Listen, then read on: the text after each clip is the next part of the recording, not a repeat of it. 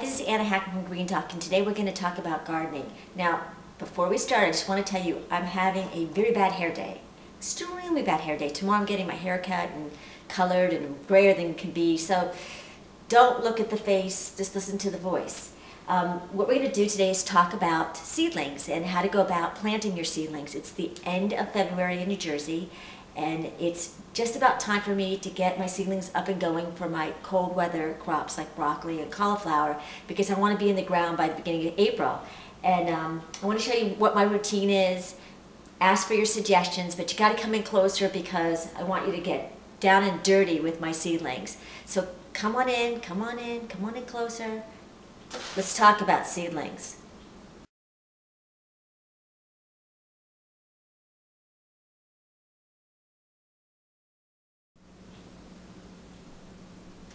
So you came closer.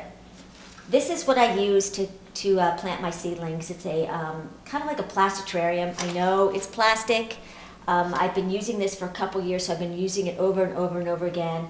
It works for me. There are other alternatives that you can use. You can use yogurt cups if you want to use them. You know, instead of reusing anything, you can use newspaper wrap. There's many articles on the internet about using newspaper with like a potting soil or seedling soil. I actually have used, you know, pots themselves, then planted right into the pots with organic mechanic soil, which is like a compost material, potting soil. The reason I do this is that it works for me, and I bought it once and I've used it over and over and over again. I'm very careful not to break it, and like I said, you know, I want you to do stuff that's easy for you. I know there's sometimes environmental reasons that you don't want to use things, but what's most important to me is that I actually get seedlings and I grow my own food. So like I said, do what's best for you, what's easiest for you, and what works for you. I will definitely understand. Now back to this, another thing that I do is I use these little peat pellets, and again, some people are against the peat because peat is kind of like it is kind of becoming an extinct product. You know, it's being overused, and I have used the organic soil, mechanic soil that I told you about, the composting soil, in other containers, but it didn't seem to work as well. It was drying out on me. The newspaper ones dried out on me. I don't know why it didn't work for me. So I stuck with this. I'm not thrilled. So if you can give me another option on the website, let me know. But for right now, I am using these. And what I do is I put, like, you know, a whole bunch of these in here, put in a lot of water, and then they grow to be fat like this. And then I plant my seeds. And some of the things that I grow, so that you could see, is right now I'm dealing with items that need to get into the ground by April 1st, or hopefully maybe sooner.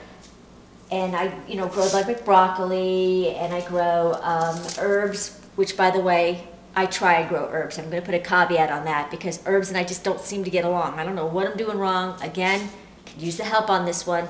Somehow it just doesn't seem to work. And I love to do collard greens. It's my second year with collard greens. And Brussels sprouts were really cool last year. I actually get a lot of my heirloom products from Baker Creek Heirloom Seeds because they have some really cool items. But there's a lot of other great seed companies. But remember, make sure that they're organic and they're non-GMO. So that's very important. And I also grow a lot of flowers. One of my favorite ones that I grew last year was an herb called soapwort. And it was, I don't know if you can see the picture, but this is such a cool plant. And this is actually soap. If you dug up its root, you could make soap with it. So I grew that. So I grow a lot of flowers right now because, you know, you want them to be pretty big before you put them into the ground. And otherwise they can't hack it. They need to be strong. Last year I grew hibiscus, which was really cool. And a lot of other flowers. I'm becoming a flower freak, so I'll just start buying flowers because I just think they're really neat. Another one that I've had trouble with, and I'm not even going to pronounce it because I can't. I'm going to just show it on the web. I love this plant, and I cannot get this to grow worth anything. And I know it has germination issues, but somehow it just doesn't like me. Maybe it's just not meant to be. I don't know. So these are some of the things I grow. And what I do is I go ahead and I, stick one little seed in. I'm not the type that can put 2 or 3 seeds in and then weed them out. It's just too hard for me. It's just way too painful. I can't kill seedlings. So I sometimes even gingerly taken them apart and replanted them. I'm just an old softie when it comes to seedlings. And then I take my credit cards that I've cut up over the years. These are ones that, you know, I no longer use, or they come in the mail, like, you know, buy this.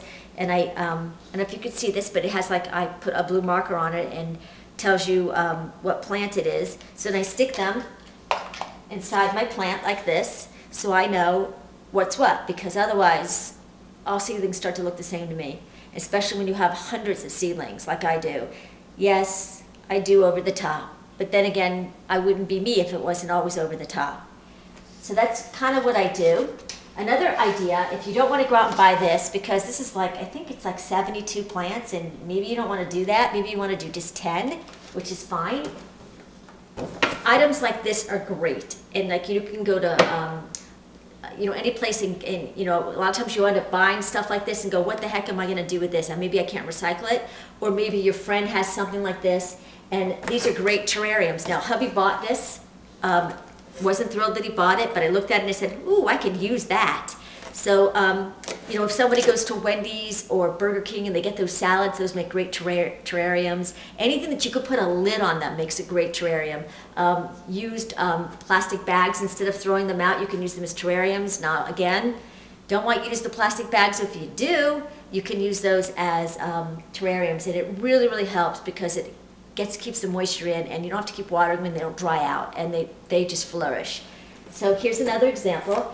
And this is actually what mine will look like. Now, I know on the website I've actually shown you a picture of my little light tower. I have a light tower because I get a lot of light. I'm south facing my kitchen, but it's nothing like having you know, one of those lights on your plants for like, I think I have it on for 3/4 of the day, and they eat it up. They love it. And they were so much stronger last year than my and they weren't stringy. And my, you know, my south facing window, they get really stringy. So I got that at Gardener Supply. It is on my website. I do a whole thing about my favorite finds about gardening, so you can find that on my website as well.